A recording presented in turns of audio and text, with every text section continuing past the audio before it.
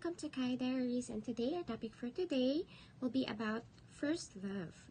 And the Lord Jesus is our first love. According to Revelations 2:4-5, nevertheless I have this against you, that you have left your first love.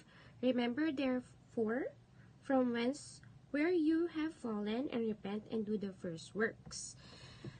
Ito po yung preaching nung nakaraan na Papa Pastor, and isa sa mga revelation sa akin sa clustering is dito parang nagtatampo ang Diyos because we have forgotten our first love, which is the Lord Jesus Christ, and it strikes my heart po about this. Pero somehow kinilig ako kasi Jesus is our first love. Naalala ko yung first love ko si Jesus Christ nung 17 years old ako.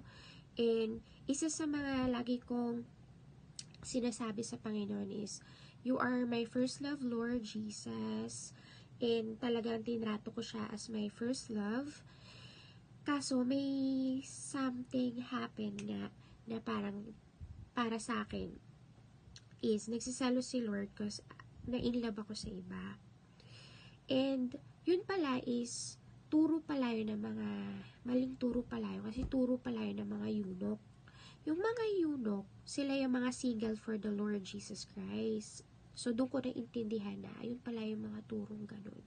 Pero as we are in one God believer, ating first love is si Jesus Christ, and we treat our pastors as in the authority of the Lord Jesus Christ, and also our partners or ang ating mga husband, we treat them as the Lord Jesus Christ.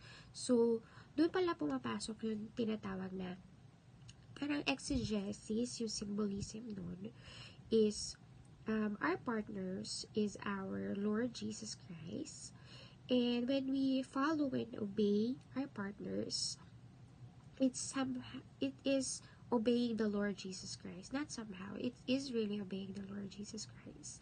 And doon papasok yung tinatawag na kalooban ng Diyos, na gagawin natin yung kalooban ng Diyos. So, yun parang kinilig lang ako na yun pala yung ibig sabihin nun. And I pray na somehow kinilig din kayo, because we are obeying the Lord Jesus Christ when we know our first love. Kayo, sino ba ang first love nyo? And yun lang po. Goodbye. God bless us all. In Jesus' name.